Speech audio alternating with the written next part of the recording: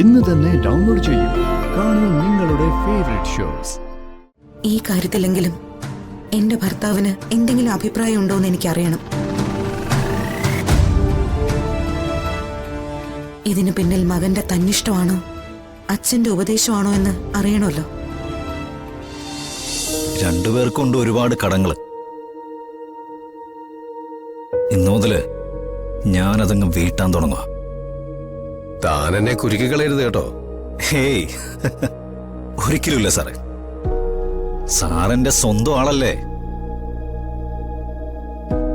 ജീവൻ ജയാറായതിന് പുറകില് ഇതുപോലെ കുറച്ചധികം കഥകളുണ്ട്. സൗകര്യം പോലെ നമുക്കൊന്നിരിക്കാം. അപ്പൊ പറഞ്ഞു തരാം ഞാൻ. ആത്മാർത്ഥമായിട്ട് സ്നേഹിക്കുന്ന രണ്ടുപേരെ പിരിച്ച് രണ്ടിടങ്ങളിലായിട്ട് നിർത്തുക എന്ന് പറയുമ്പോ അതൊരു സുഖമുള്ള ഏർപ്പാടല്ലേ സാറേ? യെസ്, അതൊരു സുഖമുള്ള ഏർപ്പാടാ.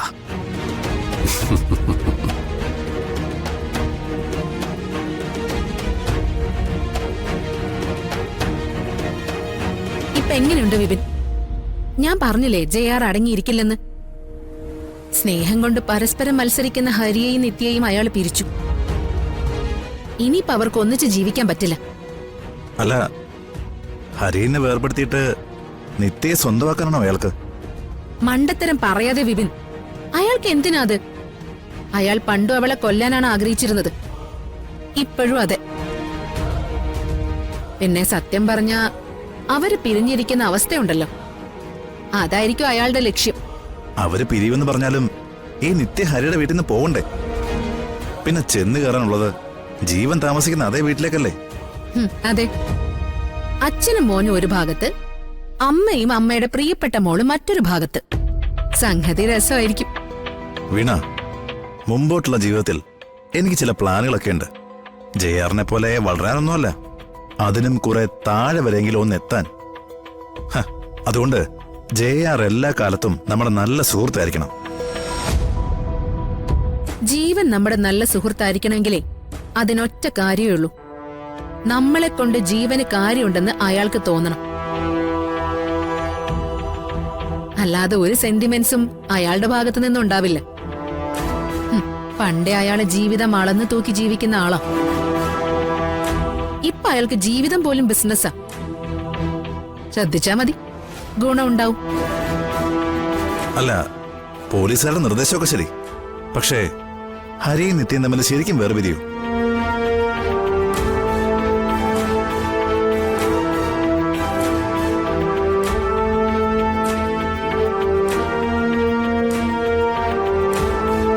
അല്ല, മനസ്സിലാകുന്നില്ല, അതുകൊണ്ട് ചോദിക്കുക.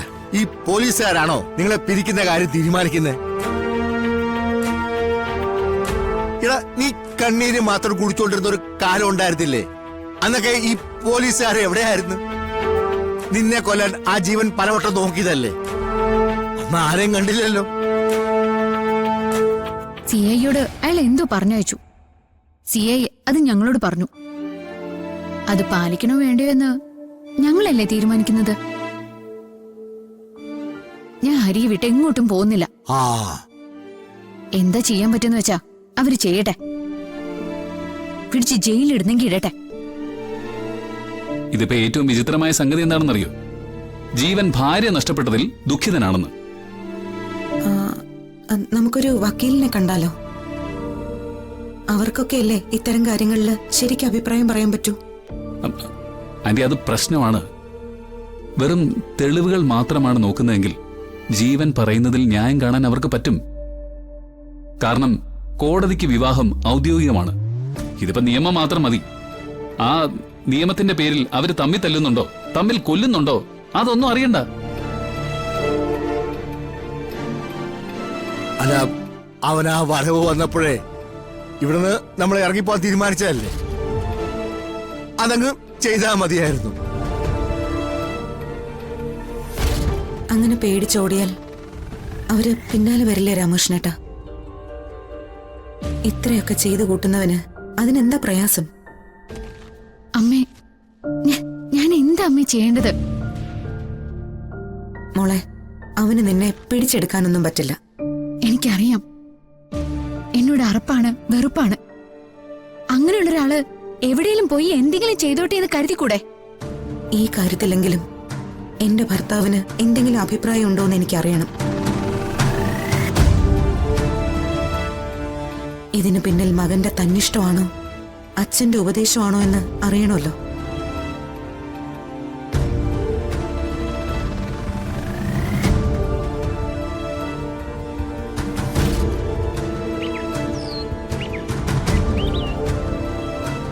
അച്ഛാ, നിത്യയുടെ കാര്യത്തില് ഞാൻ ചെയ്ത് തെറ്റാണോ?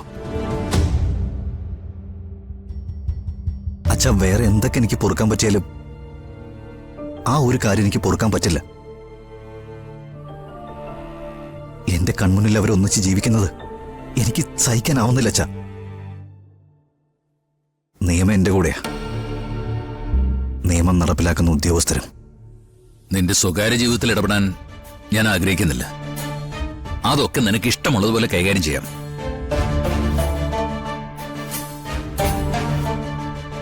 അച്ഛാ, പ്രശ്നങ്ങൾ അല്പം രൂക്ഷമായിരിക്കും. അച്ഛന്റെ കൺമുമ്പിൽ എനിക്ക് ചിലപ്പോൾ വളരെ ക്രൂരതയോടെ പെരുമാറേണ്ടി വരും.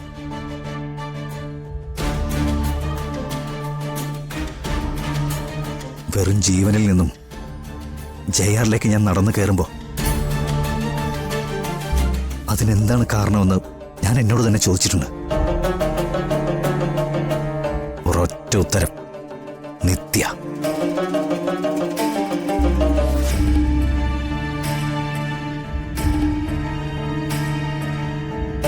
അച്ഛ, വാശിയും വൈരാഗ്യം എല്ലാം ഈ കാര്യത്തിൽ മാത്രമായിരുന്നു.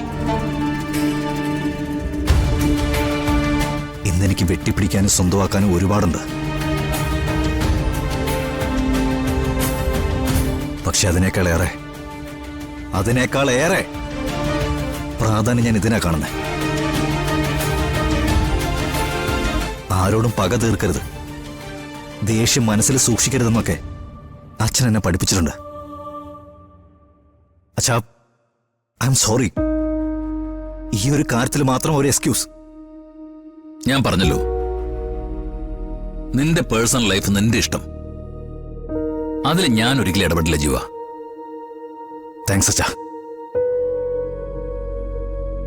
അച്ഛാ, പുതിയ ആളുകളെ പരിചയപ്പെടുമ്പോ, പുതിയ ബിസിനസ് ബന്ധങ്ങൾ ഉണ്ടാവുമ്പോ എനിക്ക് ഒരുപാട് സന്തോഷം ഉണ്ടാവും. പക്ഷേ ജീവിതത്തിന്റെ ത്രില്ല് എന്താണെന്ന് ഞാൻ അനുഭവിക്കുന്നത് ഈ കാര്യത്തിൽ മാത്രമാണ്.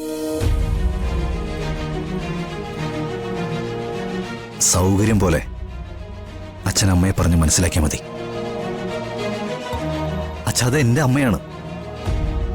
എനിക്കൊരിക്കലും എന്റെ അമ്മയ്ക്കെതിരെ സംസാരിക്കണമെന്നില്ല.